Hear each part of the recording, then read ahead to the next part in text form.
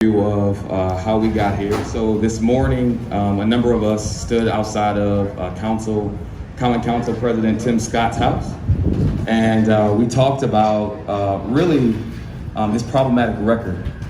So about a year ago, a number of us were here during the city budget hearings, and on a particular hearing about the police, Tim Scott had made a comment essentially saying that folks in his neighborhood were concerned about some of the activity that they were seeing, and he was inquiring about whether or not, or about what the local police department would do to deal with folks selling drugs, just to be frank with you. If you know where he lives, just in the heart of the NNN, there are, it's a very low-income community. It's relatively diverse, majority black. There's a lot of white folks there too. And there's a number of black families where folks come out and they sit on their porch, they drink outside. They're just living their day-to-day lives like we all are, right? Like we go home, we might have a beer or whatever, just to decompress and relax. And so that really struck a chord with us, because we essentially, to us it seemed like, okay, well, you were, just weeks ago, you were at a Faith in Indiana event in front of 500 people saying that you believed in rehabilitation and not incarceration. But yet, just a couple weeks later, you are now saying that you essentially want to police these communities even more. And so that was an issue. And we went out, we told the folks, what was happening. And I swear to you, like within a week, that meeting was Monday, and I think by Thursday, the police were already out in those folks' yard, like approaching them, and it was it was a hostile situation. But they got to see that we were telling the truth, that we were really downtown at the city council meetings, paying attention to what was going on, and willing and working to inform the community about what could possibly happen as a consequence. And so that's why we stood outside of his house. So I know that he issued a statement on his Facebook page, essentially saying that he has encouraged Mayor Mueller to revoke the bill, and that he still backs the blue, he still backs police officers, which we know he does. He was endorsed by the FOP, or the Fraternal Order of Police, which is the police union. As we said earlier today, I was pretty candid. I said I don't believe that James Mueller would pull the bill. Just in my experience, he tends to be very stubborn. And I know that his administration and the FOP are sort of in a tug of war right now, right? So I don't think I figured it wouldn't be politically expedient for him to do that. And so here we are now. Now the council is set to vote on a resolution, essentially expressing their support for the protesters in the streets and condemning the death of George Floyd. But our argument is, we don't need you to write a fancy statement. We've had that, right? Like we have a whole resolution from 2014 that called for body cameras and a citizens review board. And we didn't get body cameras until the spring of 2018. And as of today, we still do not have a police complaint board or citizens review board in place. So what we want the city council to do is to demonstrate their solidarity on the record by voting against the passage of this bill. I think we've had enough of the symbolic gestures. We've had enough of the empty statements of support. We want to see real action. We want to see a real commitment towards police accountability. We don't feel that, in light of Eric Logan almost being murdered a year ago on June 16th, that this should even be before the council. We have a number of things that we have demanded that have yet to be met. The family of Eric Logan, they have not received reparations for his death. So we demand that they receive reparations. We told the mayor that. We still do not have a citizens review board. We do have a police complaint board bill in the works, and there will be a number of hearings around that, and we'll talk about that a little bit later, but that's still not in place. We also demanded that the city adopt the intercultural development inventory, which is essentially kind of like a test that gauges a person's cultural competence, their ability to adapt and work with other cultures. And so we've made these demands, they've yet to be met. over the course of the last summer, there was a series of community action group meetings that came out of the protests around the death of Eric Logan. And in these community action group meetings, which were held in various recreational centers throughout the city, we talked about use of force policy, we talked about police chase policies, we talked about training. And there was a set of recommendations that were issued, and those recommendations came largely from the community. We still don't know what is happening with those recommendations. They still have not said what they would or would not implement. There was a proposal put forward around a police matrix. We think it's great that the city is looking at how to hold officers accountable. But as of today, again, that has not been passed. And we also issued a second set of recommendations around the police matrix.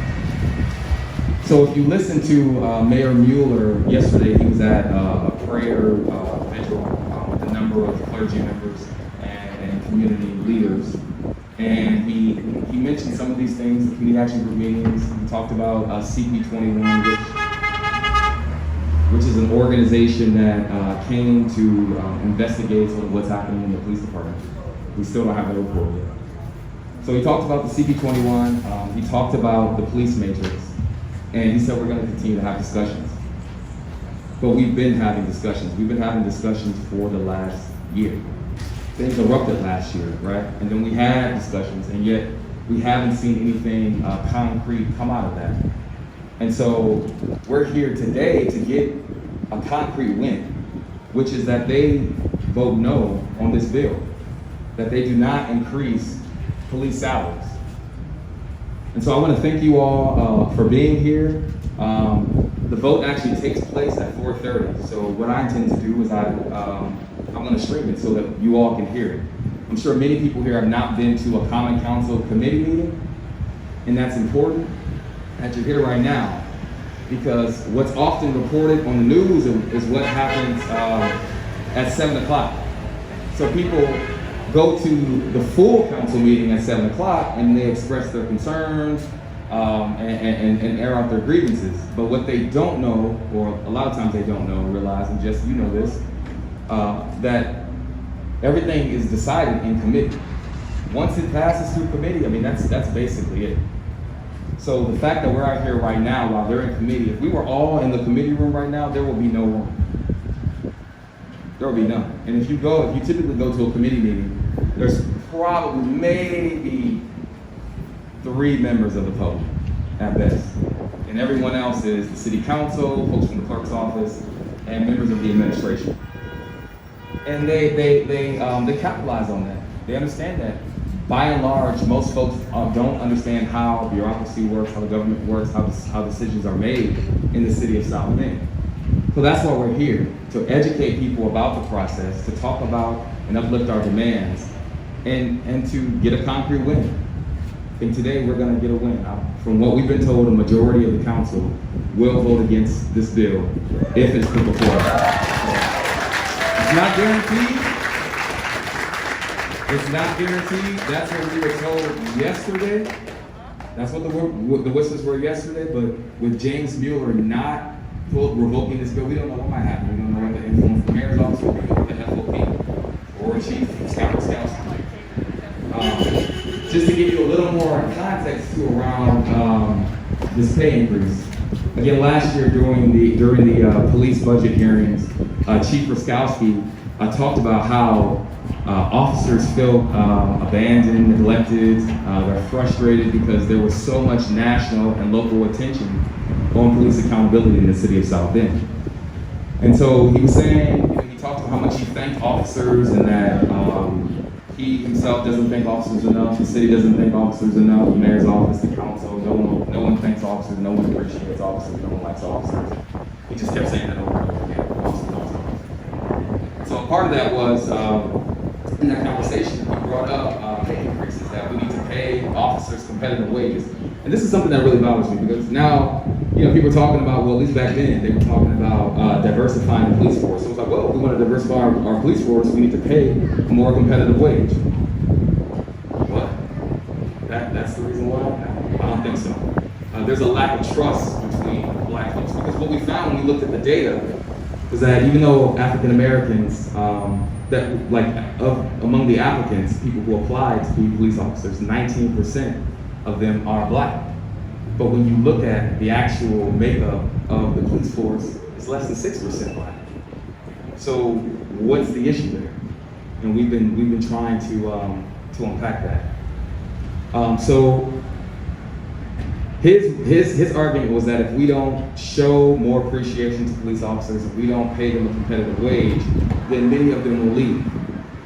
They will quit the force, and some of them were quitting at that time. And he also reminded the council that, look at all the violence that's happening here right now. Officers are stressed, and we're being attacked in the media. And I just want to let you all know and make you all aware that 1/3 of our police force is eligible for retirement. And to me, I thought that was great. I'm like, yeah, they need to retire like tomorrow. They could be gone off the force, right? The city supposedly has an officer shortage, and they would like to see around 250 officers on the force. We have about, I think last count was about 225. So they were making the argument that we need to hire more officers. And what we argued, and Regina Williams-Preston, former city councilwoman, brought up at that time, was that, well, instead of hiring more officers, if we know that we have an issue with recruitment, then instead of hiring officers, why don't we hire violence interventionists? Why don't we hire people who can de-escalate situations in the community without the police being involved, right? So we can reimagine policing. Reimagine a kind of public safety that is driven by the community and not by a violent police force. So again, I want to thank you all for coming here. We have some folks who are going to speak. First, I want to have Tiana come up and talk about this intercultural development inventory that you've seen written about in the media, reported in the TV news. So thank you, and I'm going to pass it over to Tiana.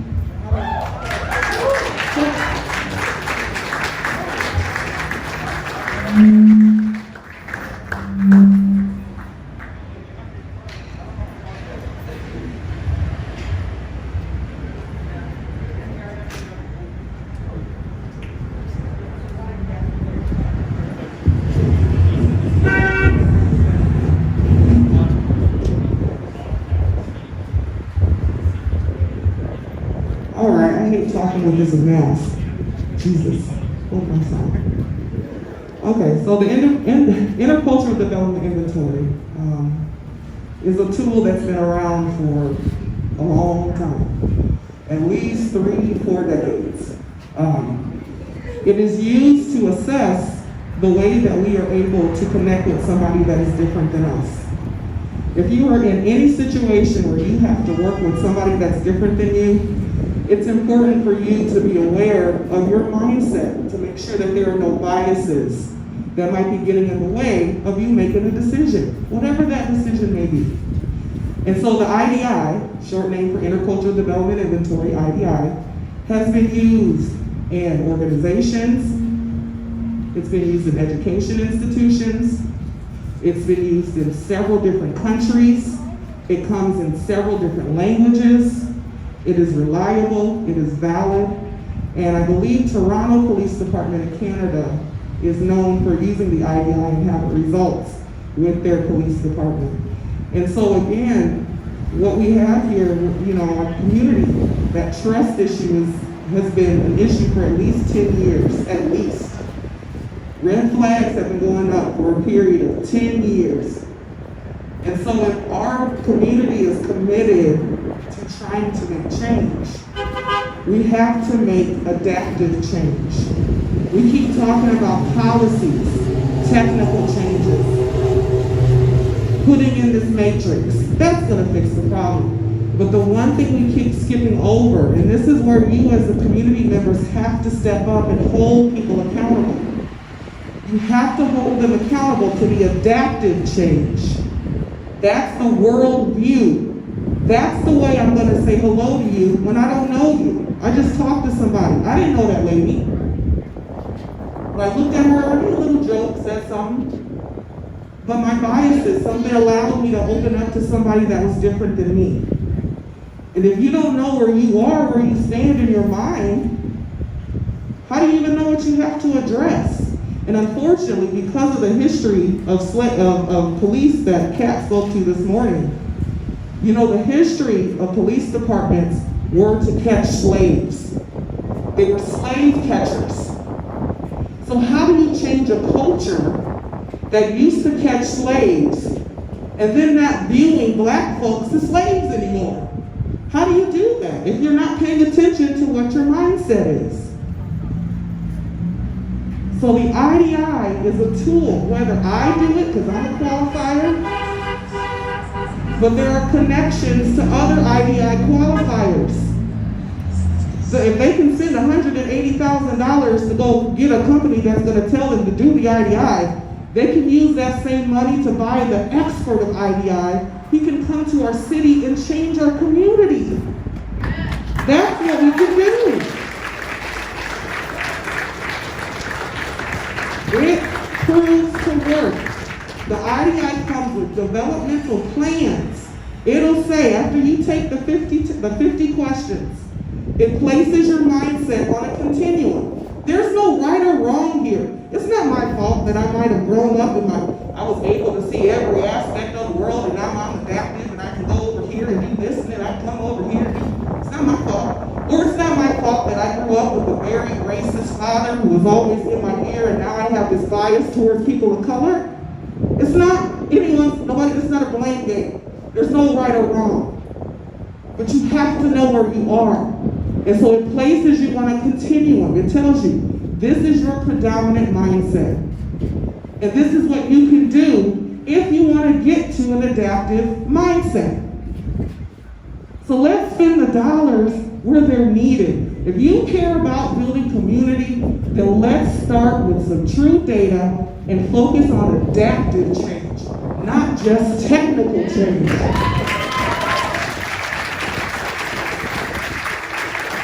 So that's all I want to say. I guess just one quick example, just because I've done the IDI with at least 6 different clients, and what always happens is people end up in the mindset of minimization. And minimization is where people don't see color. They want to highlight that we're human beings. I see humanity in you. But the problem with that is that we mask the differences.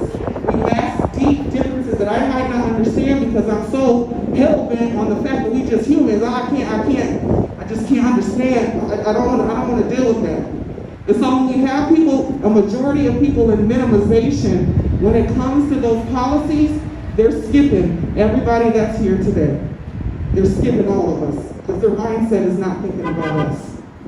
So we've got to hold them accountable to that adaptive change, not just technical. It's the people, not the policies. It's the people that we got to remember. Thank you.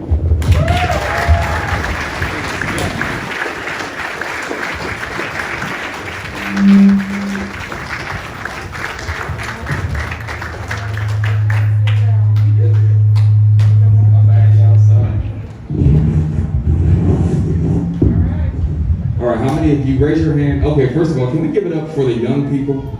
Please. Come on. I just want to say that I've been organizing in South Bend for 4 years. I started when I was 24, 25. And, more often than not, we have a lot of our seasoned activists and veterans out here. So it's so good to see so many young people. A multiracial coalition, that's a young multiracial coalition that is beginning to form here in South Bend around police accountability. So please, give it up for yourselves, please.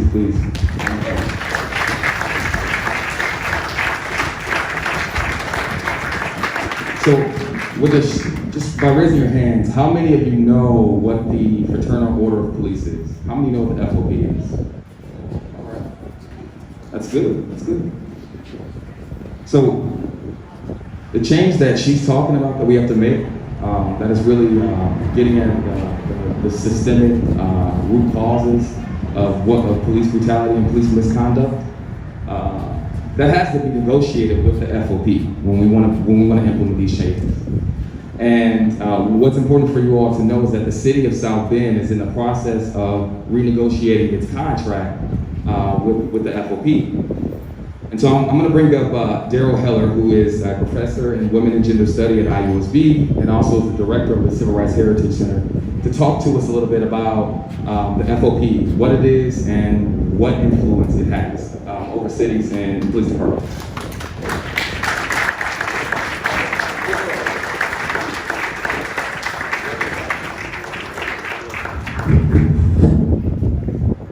Great, thank you, Jordan. Many of you know me as the director of the IU South Bend Civil Rights Heritage Center, but I'm here today as a member of Black Lives Matter. And I want to thank Jordan, and I want to thank Kat, and I want to thank all of you for being here today.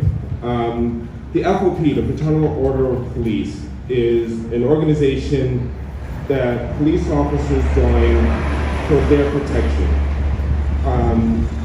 I forget exactly the year it was founded. It was like all policing in this country. It's a remnant of the 19th century.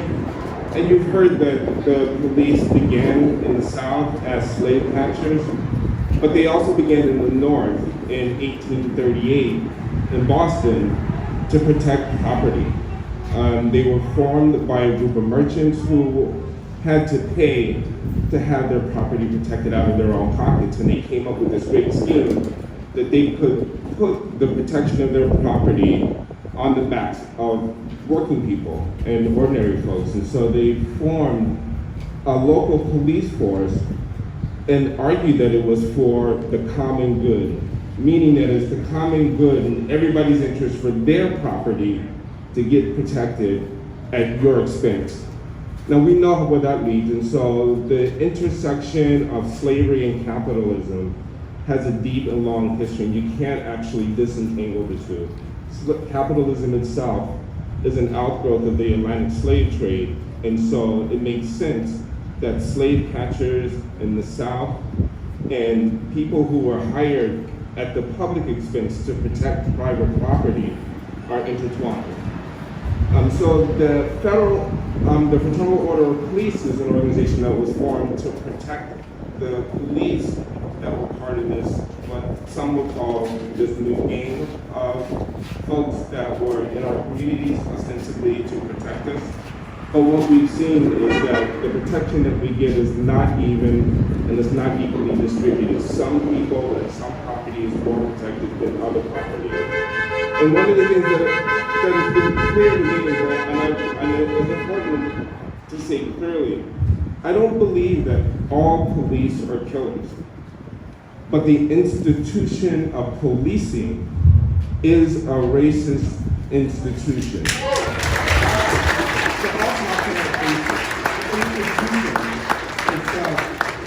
And so when a cop or a police officer does something like put his knee on the neck of a citizen and kill him, it's the FOP's job to protect that officer, to argue his case in court, and to do everything in his power to exonerate him, regardless of the crimes that that officer committed.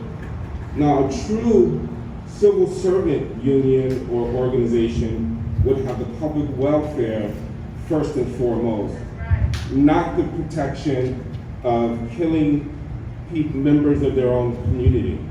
And so just like, and this is a bigger and broader conversation, that we have to take on those kinds of protective organizations that keep bad cops on our streets, terrorizing our citizens, and doing the kinds of mischief, and actually committing the kinds of crimes that we've seen over and over and over again. And so the FOP will protect the cops that killed George Floyd. They will protect the cops that killed Eric Garner. They will protect the cops that killed Sandra Bland, and so many others, so many that the names are not even countable at this point. And what we have to do is, as Tiana said, we have to address those institutions that are killing us. And we have to transform them so that they're actually doing what they say they will do, which is to serve and protect everyone. So as Jordan said, and I'll end with this, the budget negotiations between the FOP and the city of South Bend is coming up at the end of the year. They actually will begin those negotiations over the summer of what 2021 will look like in terms of police funding. We need to be smart, we need to be attentive, we need to be present as part of those negotiations, that our voices are influencing and helping to set what those outcomes are. That's our responsibility, and that's the thing that we can do. And so what we're doing today, what we've done for the last several weeks, and what we'll continue to do going forward, is be vigilant, be present, and have our voices heard, so that the outcomes of those kinds of negotiations are in our interest, not in the interest of institutions that are harming our communities. Thank you.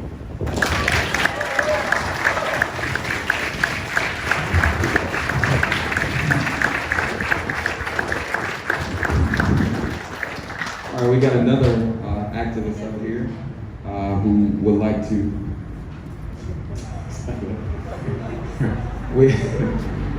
So we have another longtime veteran activist out here, Lee. I'm going to invite him up to come up. He had some remarks for the council, but because of social distancing regulations, we're not able to go inside, which is why you see the news video out here, because normally they would be covering the events on the inside.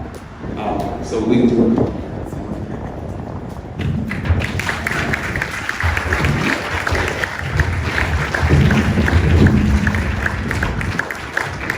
All right, I want to start by thanking Jordan, Tiana, Regina, and others for helping to put this movement together.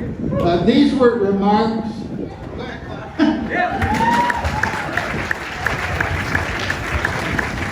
These were remarks that I was going to make at the point where they allow people to comment on agenda items at the city council, but I can't make it there. I just have one great comment before that. I think that the police disciplinary matrix is in the matrix. Okay, my comments were that I speak to oppose the common council's attempt to raise the pay of South Bend police, putting aside the rank insensitivity of doing this at the present moment when the whole nation is convulsed at video images of the police murder, and that second-degree murder charged by the DA, of George Floyd handcuffed and lying on the ground, murdering of a jogging citizen, the pushing of a 75-year-old man on the ground, causing him a skull fracture, for which the officers were also charged. And the orgy of rampant clubbing, tear gassing, and shooting of peaceful peaceful protesters, so that the president could have a photo opportunity at a church. But despite this, there are other clear political reasons to oppose this rewarding of local officers. Questions still remain concerning the death of Eric Logan, which are only answered by a vapid call to heal. Chief Truskowski is still controversial for his involvement in the choking role of a man in police custody, as well as his continual protection of Officer Aaron Nepper. The firing of Chief Boykins was seen as a slap in the face of the black community, jointly with mass public dissatisfaction over the refusal to release the police tapes. The program of affirmative action for hiring veterans, and I'm putting up affirmative action in scare quotes here, for military veterans, fills the department with individuals whose only community-based experience is in military occupation and suppression. This program and purchase only augments the militarization of the police force. A second and more serious reason, which is important to inter-community harmony, is that we need to spend our money towards the provision of trauma care, counseling and mediation services in our neighborhood and schools, the IDI programs that Tiana taught. And such a replacement we can reasonably hope to pay off well into the future as our SWAT equipment rusts in the rain. Thank you.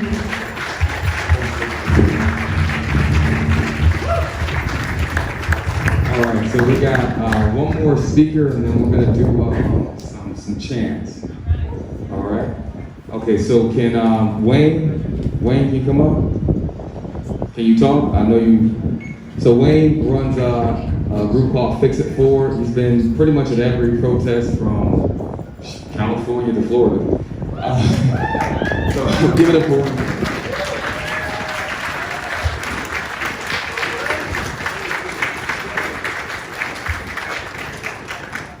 Hello, everybody. Whoa, shit. Basically, the thing that I want everybody to look at and leave you with is this. On Mueller's campaign, remember what he promised to do about the police.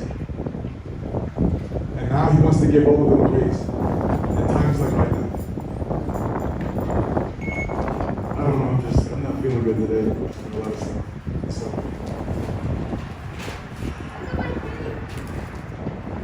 we basically covered everything. I just want to thank the South Bend chapter of Black Lives Matter. Sorry, I'm just not feeling good today.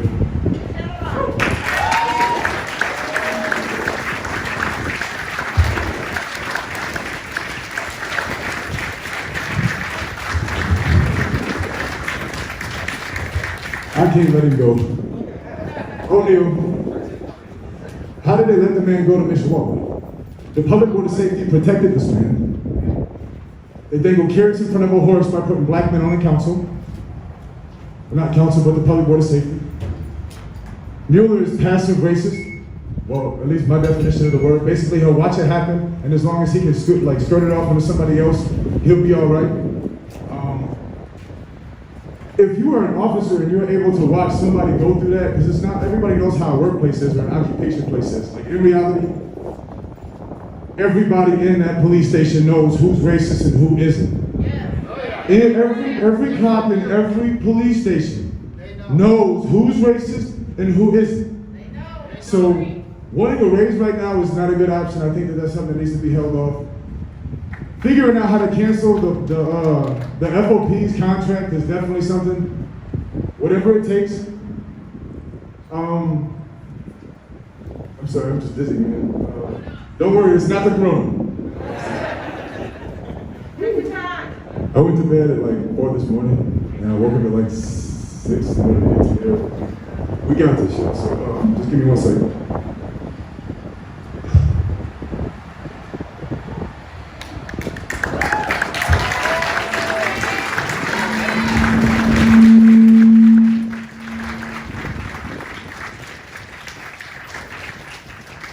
We can't slow down, and I've noticed that some people are getting discouraged because of their own platforms on Facebook or Twitter or whatever.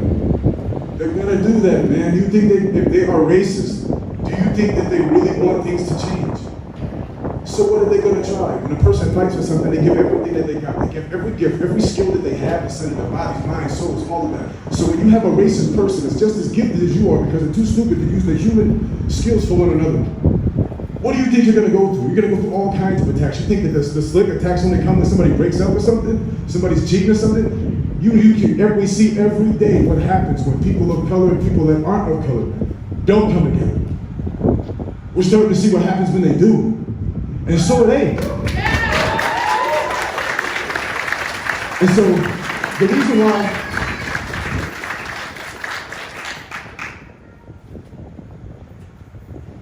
I follow Black Lives Matter throughout this whole process, and I will continue to do so, and I will continue to encourage everybody else to do so, simply because, look at my skin color. Now you can be a colorblind person, but it's not helpful. Because in reality, just because you choose not to see me any less because of my skin color doesn't mean the cops don't. It don't mean the judge don't. So when you sit over here saying they can't possibly see color, you're condemning us. We need y'all to speak up because y'all are the ones they're listening to. Look out the crowd right now. Look at the race ratio. Y'all here fighting very hard. And to me, that's first of reparations. I can respect that. And it's for something y'all didn't do. But being silent makes you just as guilty, because if it was the police and me and a black guy were sitting here and we shot somebody and I don't tell or I don't stop it from happening, what happens to me? When they don't get that, Judge, that blue shield they hide behind me to take that away, that's the first thing that needs to go. That takes them so much further from being human beings. Like I'm not a college person. I don't do all of that. You see what I'm saying? I messed up a lot. You see what I'm saying? That's just the truth behind it. I made my choices. But this world makes it hard for somebody to make a different choice. That's just being real with you. People that haven't lived it, I can respect. You respecting that you don't understand, but you're still here standing today. How many white people can admit you really don't know what it means to be black? That's what I'm talking about. Now, if there was a racist cop out here, I get it, man, I get it. That is so dumb, man. Like, you really have to do something. I tried that nice for them. That's just so they can't say that I did it. Every loophole, all that, the only, like, man, no. And so I really don't have the energy to do my usual, you see what I'm saying? To like put all the energy into it and really show you how I feel, but this has got to be good enough. Because I just don't have much more energy. Like, I need a nap or something. We love you, Wayne.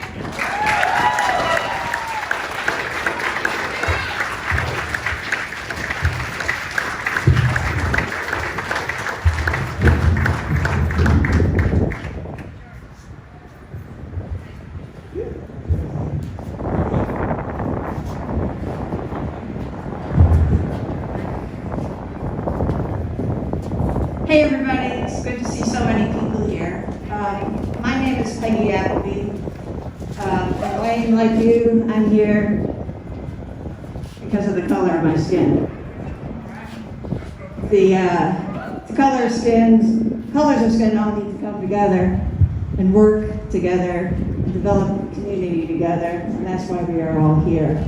And I'm just lifting one point about the council's meeting tonight. Because I did write a letter to my representative. It simply states, I write to oppose South Bend Common Council's proposed resolution denouncing racial profiling, police brutality, and the excessive force of police used throughout this country. The resolution is both tone deaf and objectionable. South Bend's own police department is under intense scrutiny for exactly these practices. To state that the council opposes egregious police misconduct in the United States while turning a blind eye to the malfeasance exhibited by South Bend's own police department is either an intentional slight to our community or a sign of really being out of touch with reality.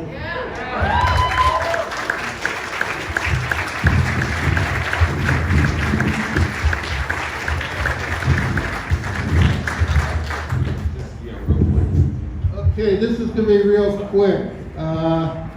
We've been asking for a couple of days about emails, and these are the really important things to do, that when we ask to follow up things like, how many people sent an email?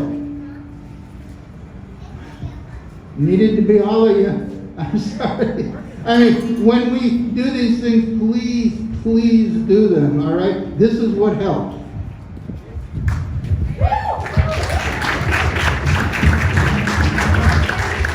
So we have a burgeoning activist and agitator who wants to lead us in some chants. He's been dying since we were down in Indianapolis protesting, and he was upset because he missed the chants on Friday, and he couldn't be in the streets because he got here just a little bit late. So we decided we're gonna let him go ahead and lead us in some chants today.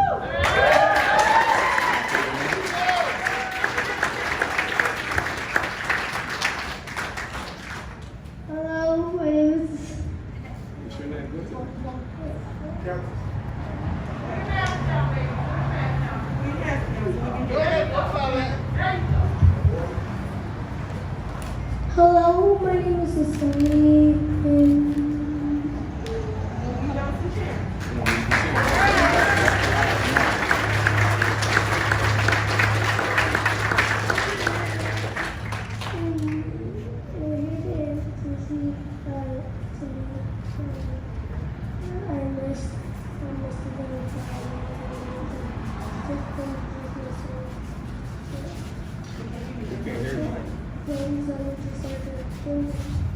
and introduce myself to all the people around this world.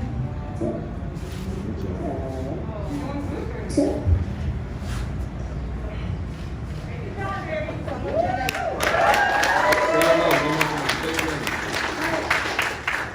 Hello, my name is Asani, and I'm here to introduce you to me because I was today on Friday, and so I'm here to just do this one thing.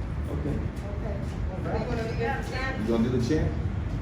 Which one you want to do?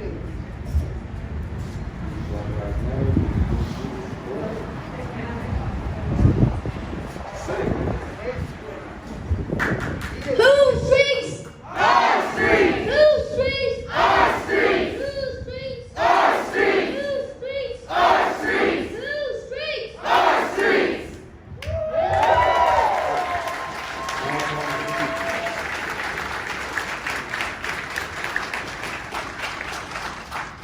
All power to the people. All power to the people. All power to the people. All power to the people. All power to the people. All power to the people. All power to the people. All power to the people.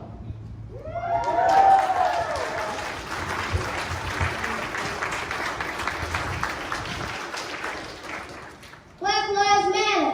Black Lives Matter. Black Lives Matter. Black Lives Matter. Black Lives Matter. Black Lives Matter. Black Lives Matter. Black Lives Matter.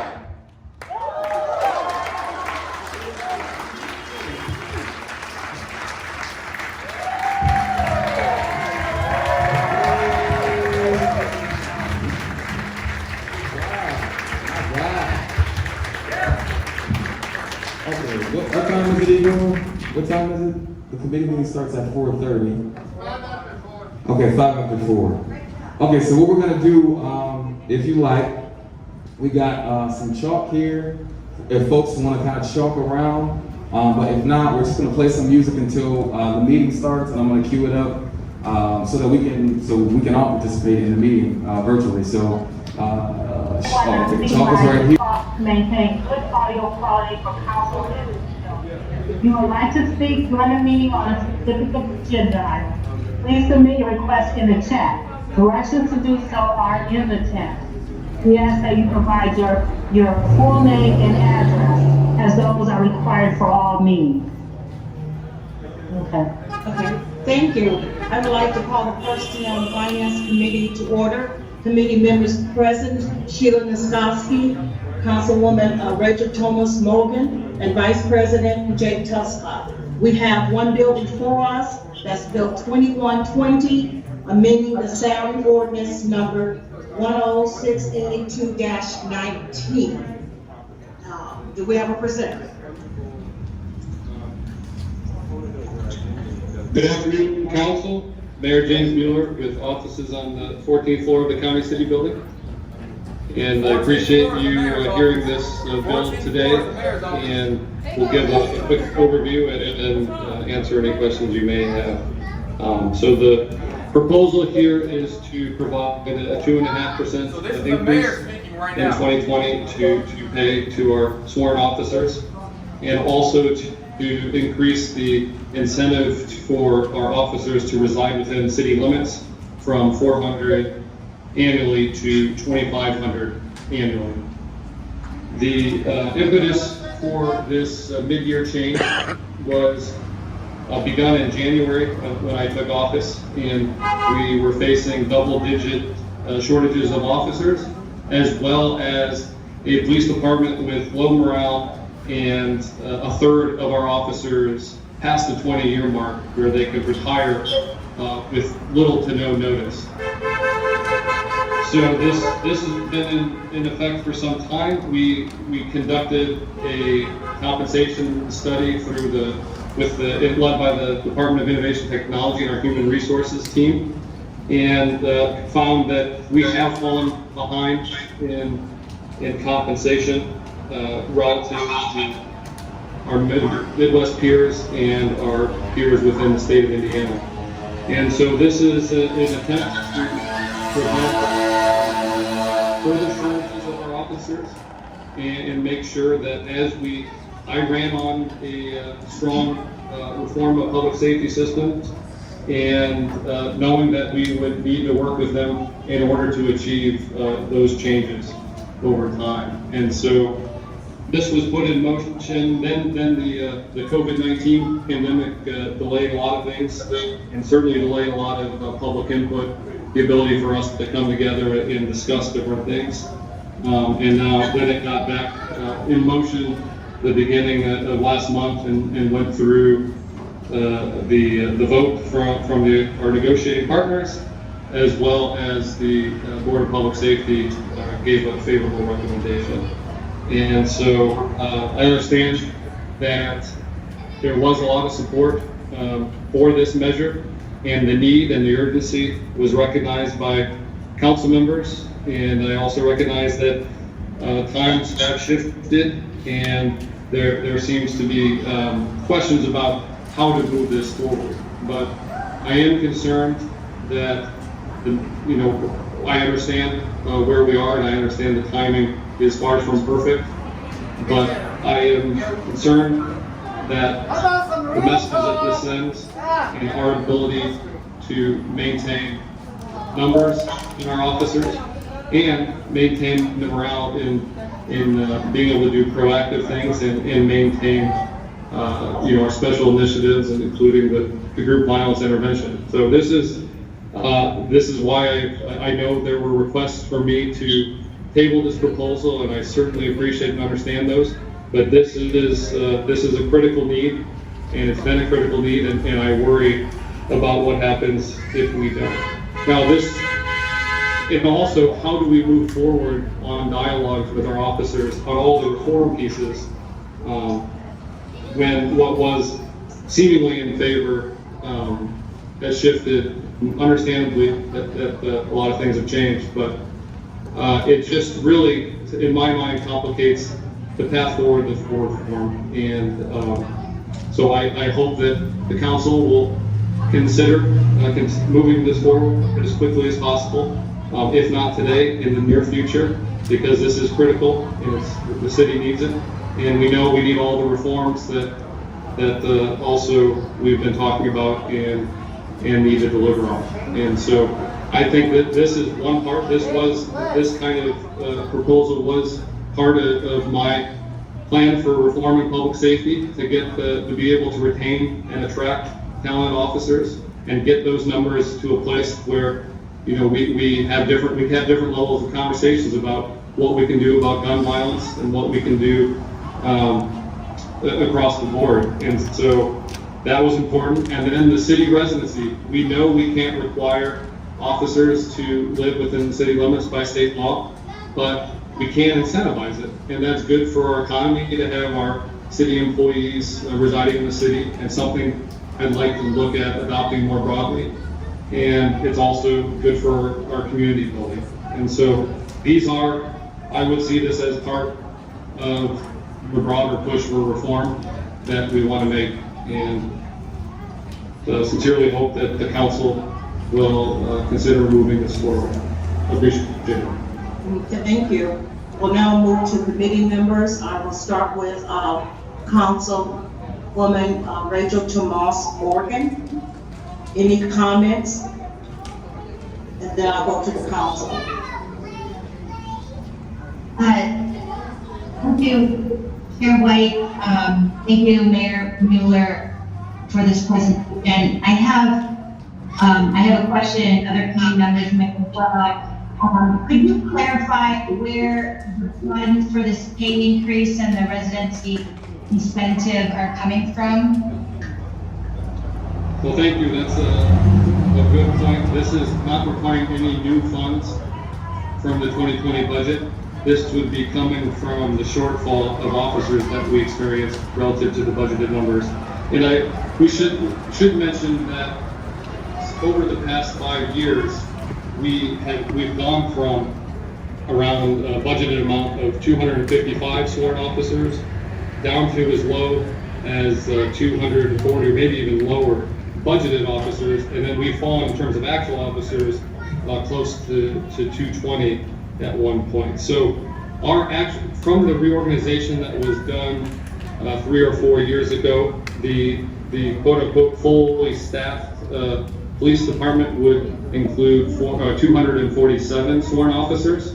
This year, I believe we budgeted 240 or 243. I forget where we are now in the budgeting. But for me, so it is important to recognize that we have been utilizing funds from where we think we would need to be to do other programs throughout the city and move on other initiatives.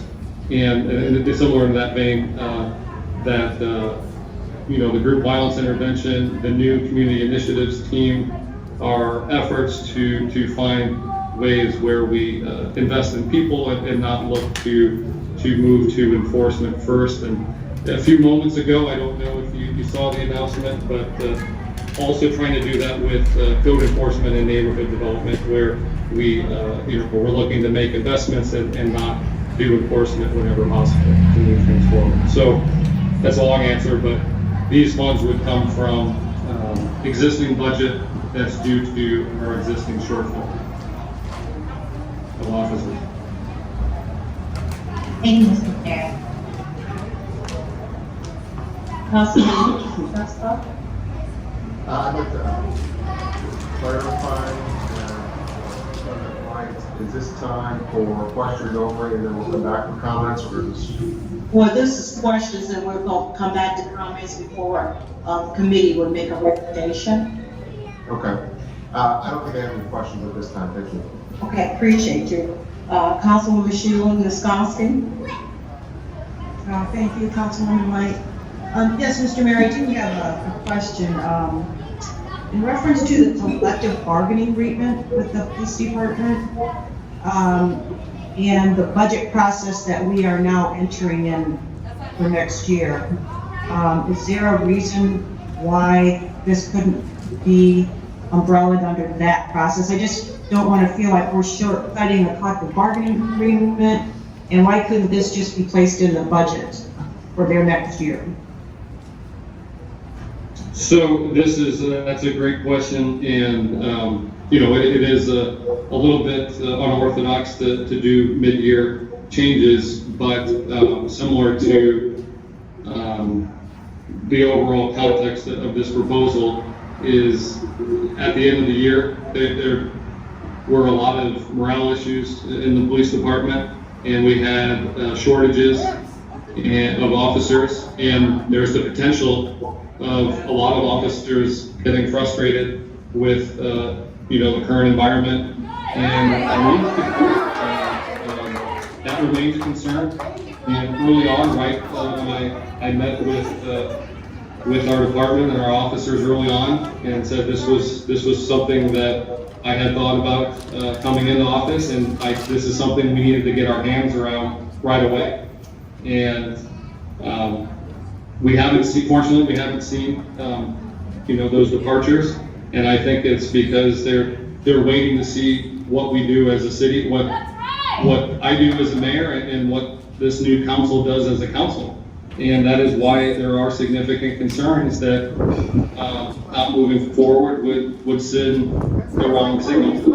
And so that's something why we can't, that's why waiting till the budget and the negotiations, that wouldn't take effect until 2021. We'll now go to other council members and committee members who don't have any questions. Council President Tim Scott. Thank you, Chair White. Also, thank you, Mayor. Scott, the president of the city council now.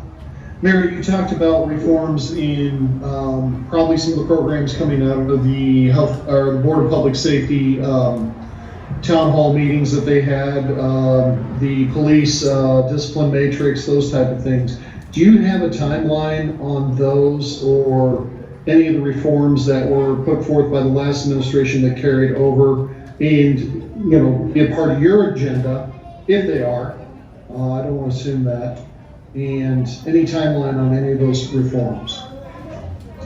Yeah, I think there's most of these reforms. I would have liked to get some of them the ball rolling earlier. COVID-19 did did set us back on timetables, but we're looking at the use of force policies in particular in terms of things we could get a draft out for public input.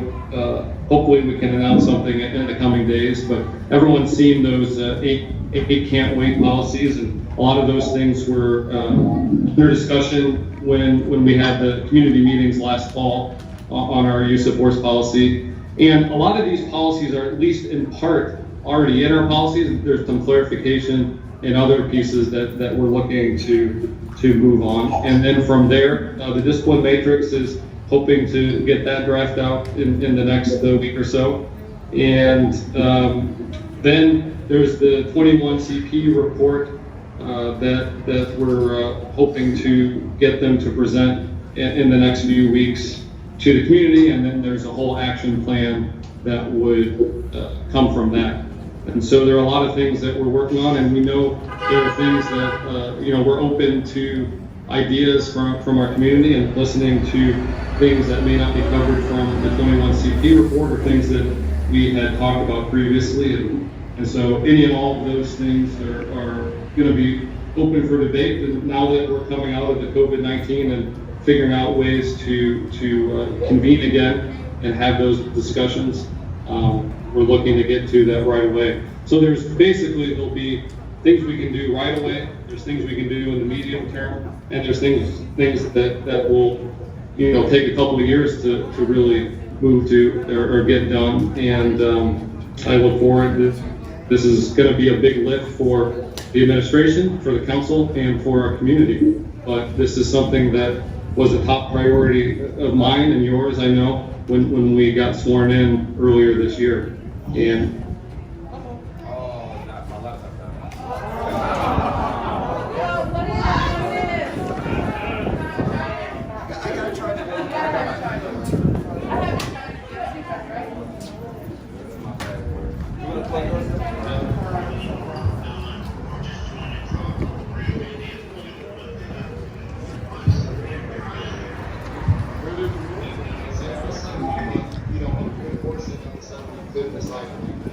not just for this and the fact that, it's COVID-19 and other things going on, it's not the easiest time to be a police officer if they look at their long careers. Okay, so I'm just trying to get a feel of what you feel like. I don't have that, so that's why I'm asking that question. I just want to know, what are you thinking?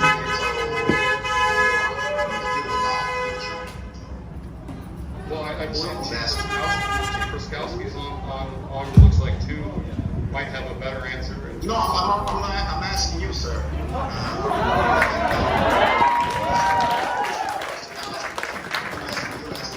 Chief Administrator for the City of South Bend.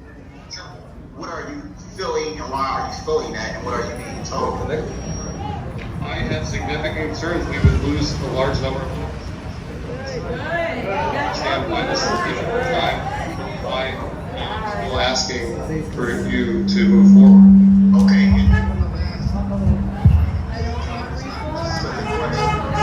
The residency thing was snatched out years ago under Chief Wiggins. There was two programs that were there. There was an educational program, and there was also a residency program that helped support officers who wanted to move to the city. That was taken out, violated, because the officers felt like they didn't want to live in the city of South Bend for various reasons. Because of crime numbers, but because they felt like that they would be under attack or being looked at in a certain way, so they felt like moving out into the county area or further than that, that will alleviate the strain and the pressure of being an officer 24/7. So it wasn't like the city of South Bend or even the council at that point in time didn't want it.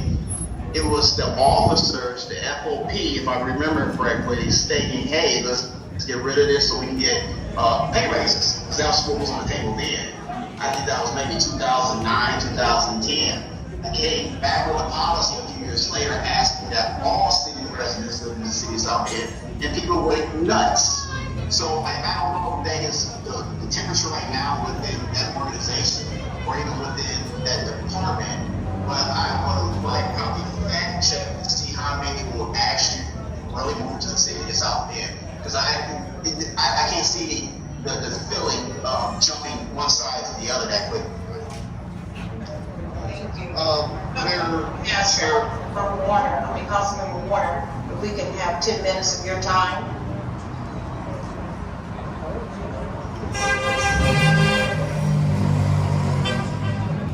Thank you, I appreciate it. At this time, if there's no other council members, is there anyone that have signed up to be heard under privilege, under the public hearing portion of this meeting? Chairperson White, this is Yeah. Graham Sparks from the City Clerk's office. There was one individual, Mr. Andrew Pierce, Mr. Pierce, who could at this time please unmute yourself, state your name and address for the record, and proceed with your remarks. You have 5 minutes. Yeah, hello, can you hear me? Yes, we can. Hi, this is Andrew Pierce. I live at 1131 Worthington Avenue in South Bend. I wanted to speak to this initiative and kind of reflect some of the things that some of the council members have already been saying. I guess let me start with a question. My question is, has there been any thought about how this surplus, I guess, given the shortage of officers, what you budgeted for, could be invested in things other than a raise for existing officers? Has there been any reflection? I know in recent days and weeks, given everything that's going on around the country, a number of cities have been fundamentally rethinking how they approach public safety and investing some of the money that they invest in police in other things like drug rehabilitation, like social work, like community anti-violence initiatives. Any consideration of taking that surplus and exploring spending it on some of those things and approaching public safety in that way. And along those same lines, I hear the mayor talking about the loss of up to 60, 70 officers as a potential catastrophe. But in that same vein, wouldn't the money that's freed up by losing those officers make even more funds available to approach community policing in creative ways?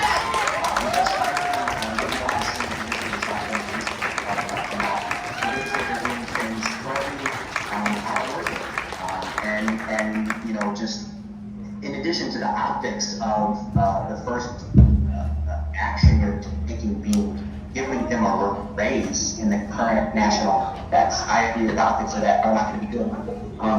But also the underlying principle seems to be just basically flawed. So to summarize, I guess, has there been any consideration or reflection on alternative ways of spending that money and leaving the process of giving police a raise to the normal collective bargaining process?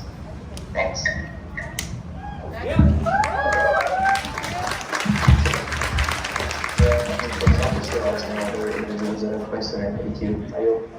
Thank you. Then we'll go to the rebuttal. Mayor Miller, would you like to respond to the statement or questions that have been asked? Sure. I mean, we're always looking at moving our models toward investing in people, and we've been doing that over the past few years before my administration. As I said, we went from 255 down to budget at one point when we were short 240, and those dollars from decreasing that number went into a lot of reinvestment into community initiatives, including the new office that was created for this year's budget, the Office of Community Initiatives. And so continuing to look at that, and the group violence intervention program is less, in many ways, less about enforcement and more about connecting our residents to opportunities and trying to prevent violence that way. And we would welcome continuing figuring out how to shift resources to those initiatives over time. But at the end of the day, we still, our officers, by and large, most of their time, they're responding to calls from residents. They receive over 100,000 calls per year, and we need people to be able to respond when our residents call for help.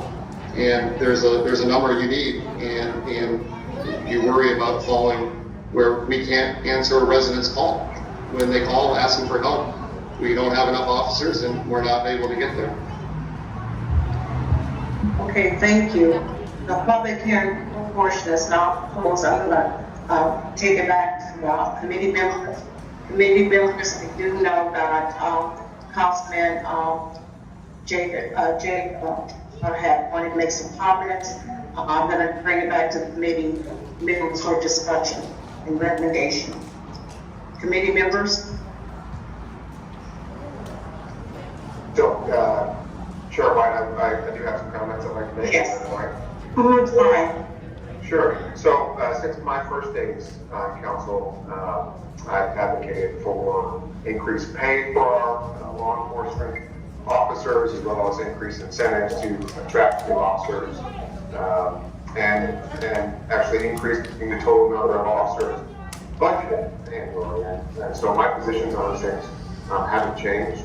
I would like to say, along with the rest of the country, I watched the video of George Floyd's killing in court, and the thought of one person being able to slowly and torturously kill another is truly disturbing to me. And that from subsequent reporting, it's clear that the perpetrator, Derek Chauvin, shouldn't have been policing the streets that day. So I'm outraged by this, and I'm committed to ensuring that similar incidents never happen here in our community. And I stand firmly behind our men and women. I don't see those two as mutually exclusive positions.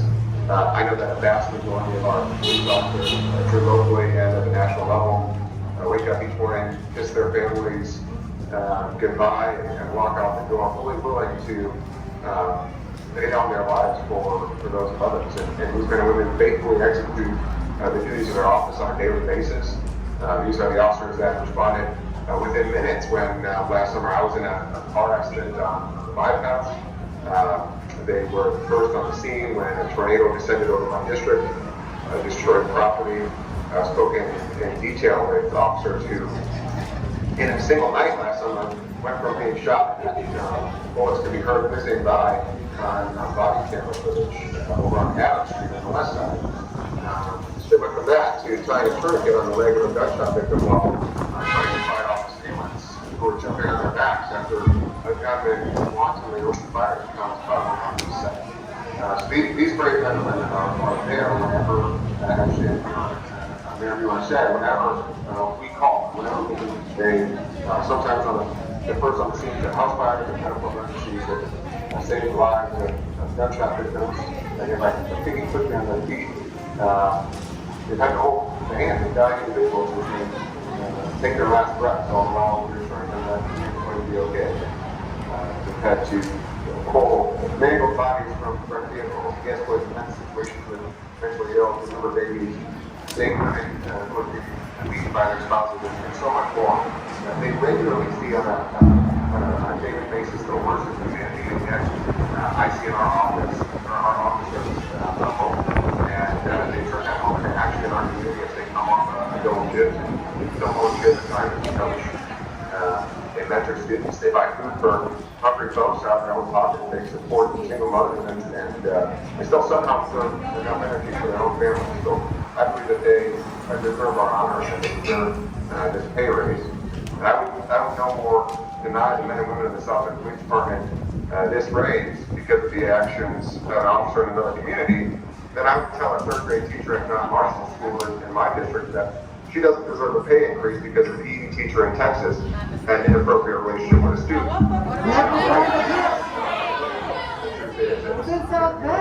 Pointed out our officers are underpaid compared to other departments. And right now, as was also pointed out, our officers who are retirement eligible and many more that are going to walk away if they don't see some sort of support from their city leadership. And that puts us in a very precarious position. For the numbers of the officers of the force already are at historic lows, and we just can't afford to lose anymore.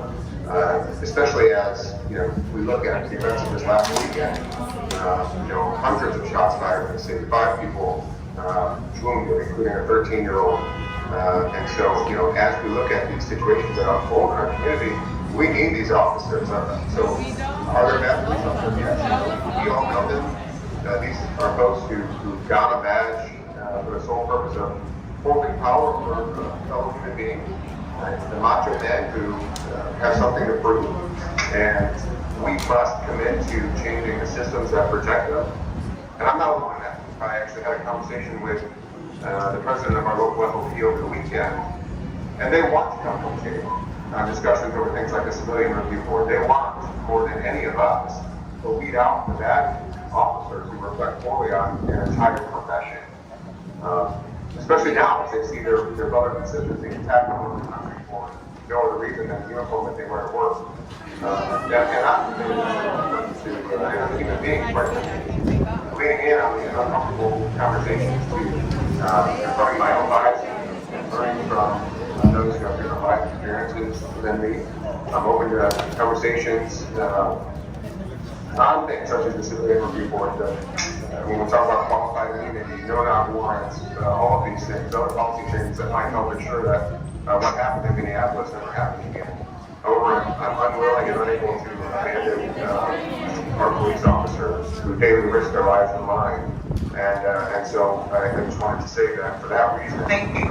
Appreciate the chance and we'll go forward. We appreciate it. And to the other council members,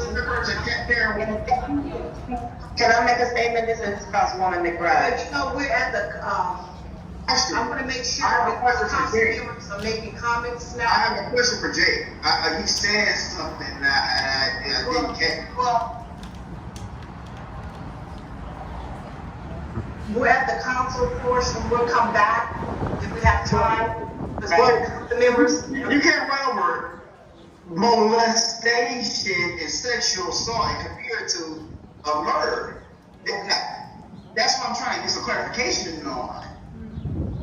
If a gym teacher is having sex with a student, that's called sexual assault and molestation. That's not an inappropriate relationship. I want to make sure that the council members, the committee members have an opportunity to speak. I'm on somebody else's time. And I'm okay, yes.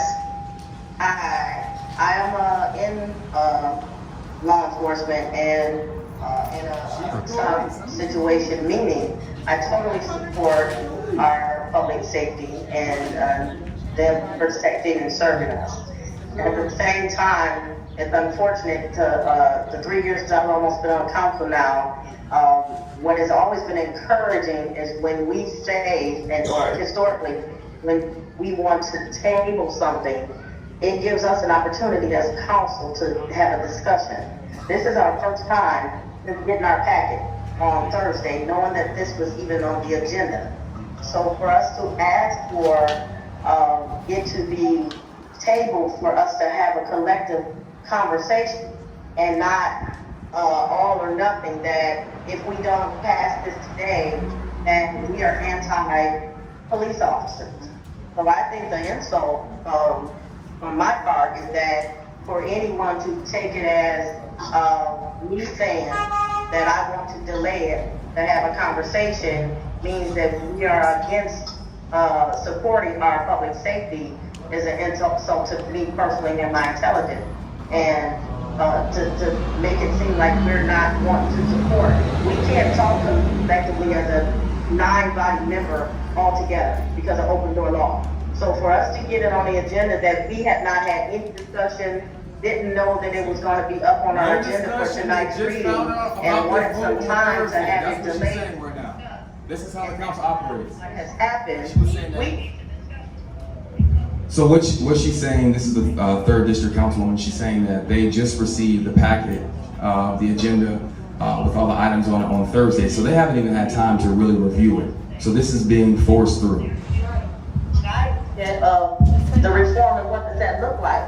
So we as a fiscal responsible body have an obligation to make sure that we're trying to get it right. Thank you, I appreciate it. I'm gonna go down to Councilwoman Rachel Thomas, and then I'll end with the committee with Councilwoman Sheila Muskowski. And then from there, we'll be looking at a motion coming from the committee. Again, I think it's critical that as this is a very critical decision, I don't want anyone to think that none of us that we do not support and appreciate the work that public safety officers are doing on a continuous basis. There appears that there's a need for some additional discussion and questions, and that this council, we've got to have a difficult conversation amongst ourselves. You cannot have this level of conversation in 30 minutes. So I'm going to go to Councilwoman Sheila Niskoski. Thank you, Councilwoman White. I agree, most of what has been stated already. Of course, I support our law enforcement. We need them in our community. There is no doubt about it. There is no doubt that they are many times the first responders in all types of situations. Even if they're at a grocery store, they're out in the public and something happens, they are the ones there. However, with the amount of time that we have given right now to go over all this information, looking at the collective bargaining agreement, I guess for me that is a big thing, because that is something that could be discussed during that bargaining agreement and including that into the next year's budget process. So I think there does need to be a little more dialogue before we make such a big decision like this. But by no means do I don't want people to think we're not supporting police officers, or maybe this isn't the right time. We still don't see the matrix, and we still haven't been through the process of the police review board. So there's a lot on the table, and I would just caution that that decision doesn't have to be made tonight. Thank you. Councilwoman Rachel Thomas Morgan. Yes, thank you, Chair. And I just want to thank all my council colleagues for your comments and for your questions. I highly respect them all and the opinions that you put us together. I echo much of what has already been said by our committee members. I don't think there is anyone on our council who would disagree that all workers deserve a just and fair wage. For myself and for others who have spoken to this, that includes our police. And I've seen them in action, responding quickly to incidents in my own neighborhood here on the near west side, and appreciate very much the ways that they put their lives on the line and leave at the beginning of their shifts, not knowing if they will see their families again. Having said that, I think it is imperative that we consider the timing of this all. In the wake of protests across the nation due to the senseless, brutal killing of Mr. George Ford, also in the advent of the one-year commemoration of the shooting of Mr. Eric Logan coming up on June 16th, there's just too much hurt right now. And there is something to be said about timing of this. A second word on timing is that there are conversations coming up. We look forward to the 21st century 21 CP recommendations. We look forward to hearing those as a council, potentially as a public. We look forward to the ongoing push for the policing policies and the matrix. We look forward to continuing to study and debate the Civilian Review Board. And so I would like to ask that we consider the elements of this bill in light of a timeline where we're seeing some of these other reform conversations occur.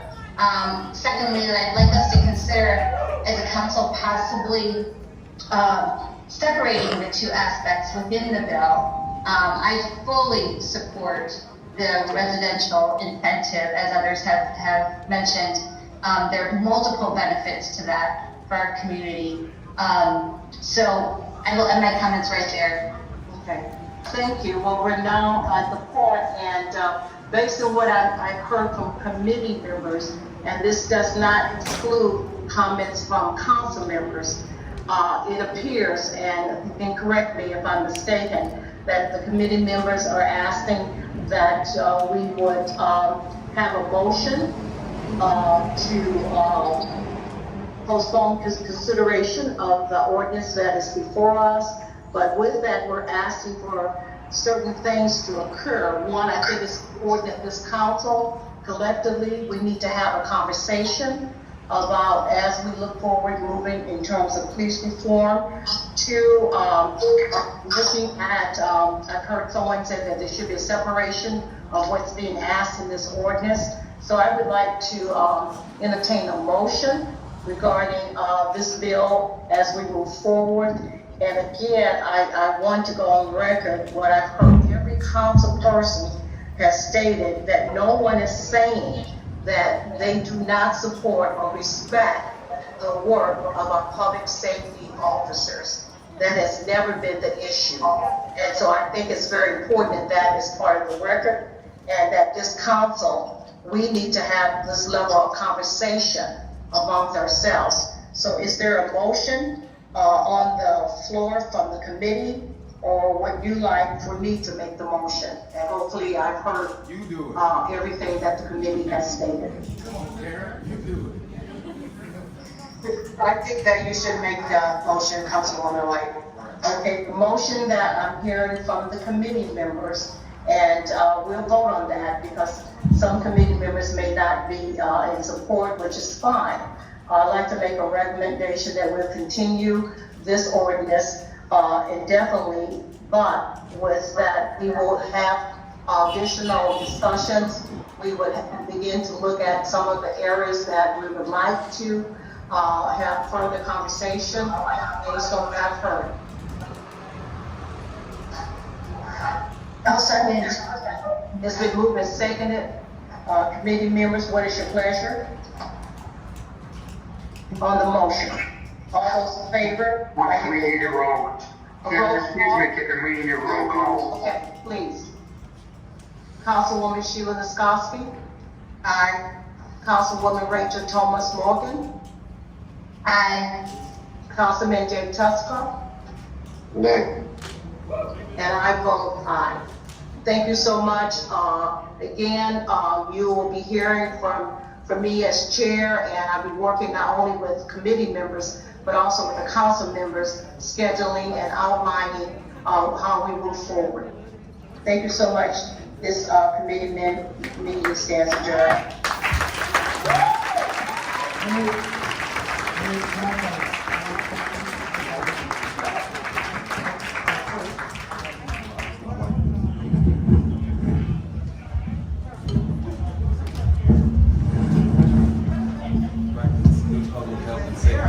Health and safety. All right, I'm Regina Williams-Preston, and I've been on the council. I've been in the space where we're debating bills and making recommendations. So just for clarity, tonight is a win, and we should celebrate that.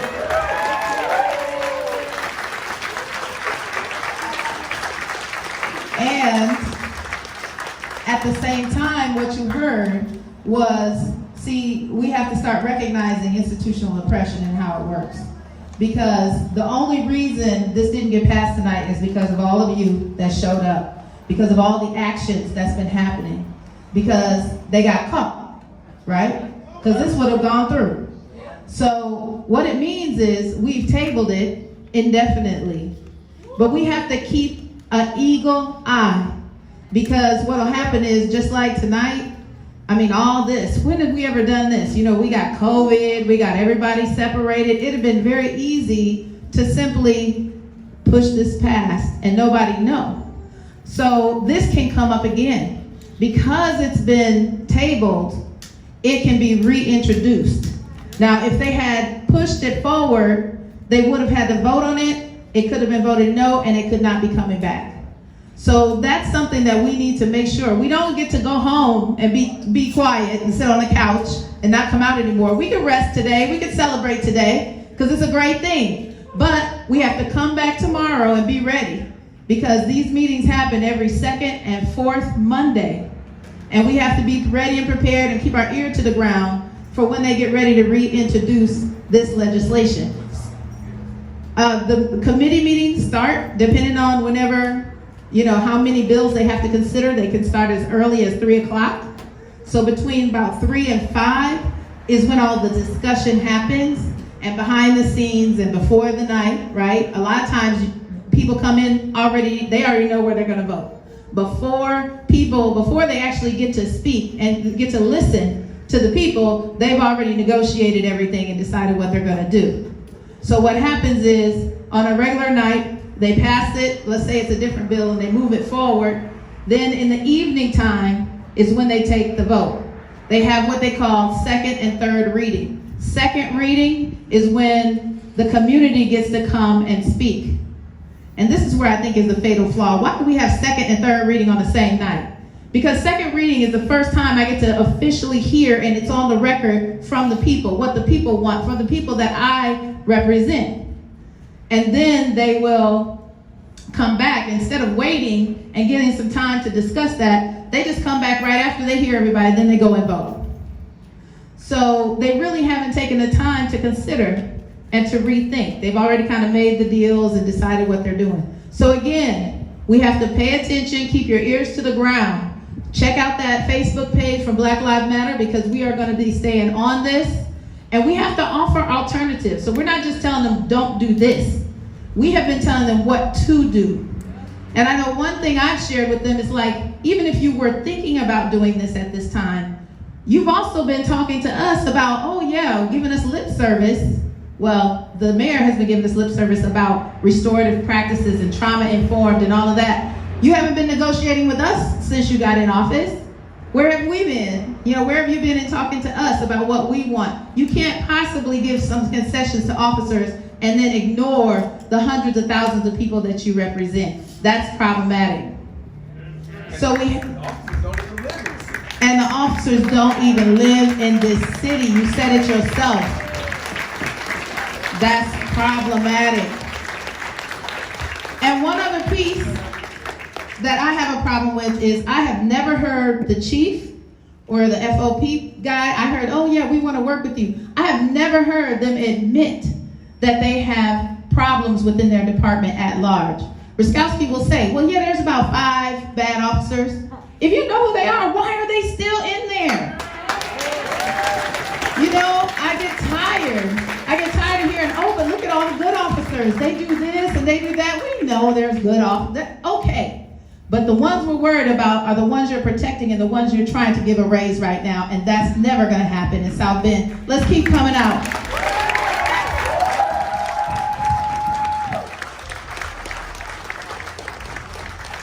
All right, folks, thank you very much for being here. I'm so glad everybody is here.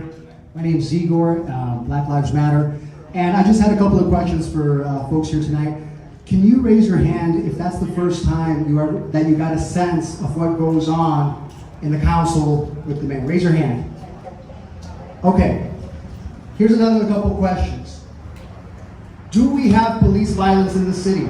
Yes. Did anybody say police violence even once? No. Do we have police corruption, institutional corruption in the city? Yes. Did we hear anybody of our representatives say those words? No. Do we have a lack of police transparency in this city? Yes. Do we have a sense that the police do not want us to know what they're doing? Yes. Absolutely.